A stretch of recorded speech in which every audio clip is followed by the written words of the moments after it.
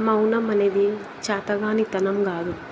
అది ఎన్నో జీవితాలకు, బంధాలకు, బాంధవ్యాలకు విలువనిస్తుంది కాబట్టి ఆ ఇంటి కోడలైనా, కూతురైనా మౌనంగా ఉండిపోతుంది. మౌనంగా ఉంది అంటే ఎదురు చెప్పలేక కాదు, తిరిగి ప్రశ్నలు వేయలేక కాదు. ప్రతి దానికి ఒక సమయం అంటూ ఉంటుంది. ఆ సమయం కోసం ఎదురు చూస్తూ ఉంటుంది. అప్పుడు వడ్డీతో సహా ఎవరికి ఎంతెంత ఇవ్వాలో అందరికీ సమానంగా ఇచ్చేస్తుంది. అలాగని కొందరు గై గై గై అంటూ అరుస్తుంటారు. వాళ్ళు గై గై అరిచినంత మాత్రాన ఎదుటి వాళ్ళను భయపెడుతున్నట్టు కాదు, ఆమె నోరు పెద్దగా ఉందని కాదు. బాధని తట్టుకోలేక, ఎవరికి చెప్పుకోలేక అలా అరుస్తుంది అంతే. ఆడపిల్లగా పుట్టినప్పటి నుంచి పుట్టిల్లు దాటి అత్తారిల్లు గడప తొక్కేంత వరకు ఆమెకన్నీ ఎదురు దెబ్బలే తగులుతూ ఉంటాయి.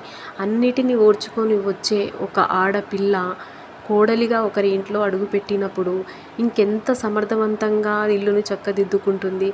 అయినా ఎత్తు పొడుపు మాటలు సూదుల్లా ఆమెని కుచ్చుకుంటూ ఉన్నా భరించి సంసారాన్ని ఎల్లదిస్తుందే తప్ప నలుగురిలో అత్తమామల భర్త పరువు ఎప్పుడు తీయాలనుకోదు.